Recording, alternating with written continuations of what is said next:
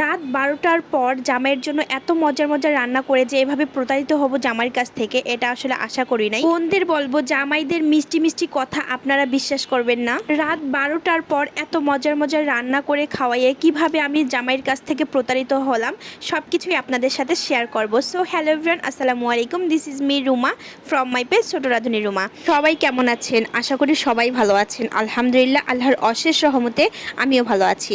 আপনাদের ভাইয়া আজকে হঠাৎ করে বলতেছে চিকেন ফ্রাই এবং ফ্রাইড রাইস খাবে। দেন আমরা বাজারে গেলাম প্রায় 10টার পর। আমরা গিয়েছিলাম মিরপুর 1 নম্বরে। ওখান থেকে যা যা লাগে মোটামুটি সব কিছুই নিয়ে এসেছি। তো শুরুতেই যেটা বলছিলাম আর কি, আপনাদের ভাইয়া বলছিল যে আমাকে চিকেন ফ্রাই এবং ফ্রাইড রাইস করে খাওয়াও, আমি তোমাকে একটা জিনিস গিফট করব। তো যাই হোক, আমি তো মনের সুখে একদম রান্নাবান্না শুরু করলাম, কিন্তু আপনাদের ভাইয়া আমার সাথে প্রতারণা করলো।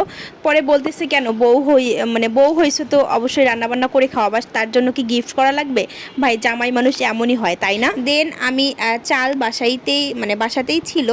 তো চালটা আমি সুন্দরভাবে কিন্তু আগে ধুয়ে নিয়েছি, দেন গরম পানি বসিয়ে দিয়েছিলাম, হালকা একটু তেল দিয়েছি, এতে করে কিন্তু চালটা সুন্দরভাবে ঝরঝরে হয়ে যায়। তো দেখতে পাচ্ছেন চালটা এক চুলায় বসিয়ে দিয়ে অন্য চুলায় আমি আমাদের যে সবজিগুলো ছিল এগুলো হালকা একটু জাস্ট ভাপিয়ে নিয়েছি, যেন কাঁচা কাঁচা গন্ধটা না থাকে এই কারণে। দেন এই যে দেখতে পাচ্ছেন পানি ঝরিয়ে নিয়েছি। দেন আমি ওই চুলায় যে আমি সুন্দরভাবে যে চালটা বয়েল করার জন্য দিয়েছিলাম, তো চালটা মোটামুটি কিন্তু 80% বয়েল হয়ে গিয়েছে। আমি কিন্তু 80% বয়েল করেছি, পুরোপুরি বয়েল করলে কিন্তু আপনাদের ফ্রাইড রাইসটা ঝরঝরে হবে না। তো বয়েল শেষে আমি এখন সবজিটা রেডি করব চিকেন ফ্রাইড রাইসের জন্য। তো সেজন্য এখানে চিকেন কিউব করে রেখেছিলাম, সেই কিউবগুলো দিয়ে দিলাম, একটু ফ্রাই করে নিয়েছি হালকা একটু। দেন আমি এখানে ক্যাপসিকাম দিয়েছি। ক্যাপসিকামটা যেহেতু আমি বয়েল করি নাই, তো ক্যাপসিকামটা আগেই দিয়ে দিলাম, একটু ভাজা ভাজা করে নিব।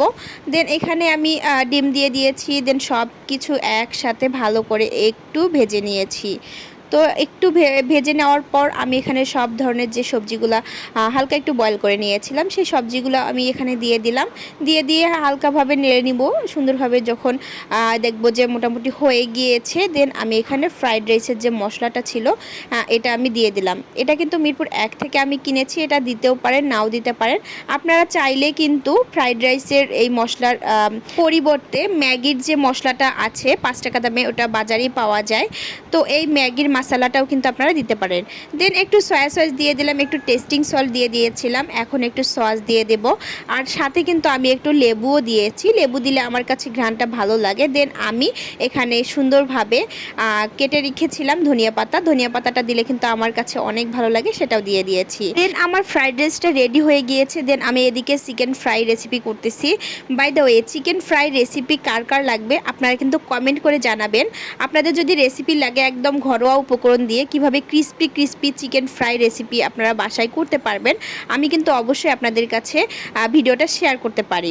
চিকেন ফ্রাইড রাইস এবং চিকেন ফ্রাই একদম রেডি। এখন আমি সুন্দরভাবে ডেকোরেশন করেছি, আপনারাই বলে যাবেন আমার ডেকোরেশনটা এবং দেখতে কতটুকু লোভনীয় লাগছে। বাই দ্য ওয়ে, আমার মতো এরকম মজাদার চিকেন ফ্রাইড রাইস রেসিপিটা করতে চাইলে অবশ্যই ভিডিওটা টাইমলাইনে শেয়ার করে দিবেন, দেখে রান্না করতে পারবেন।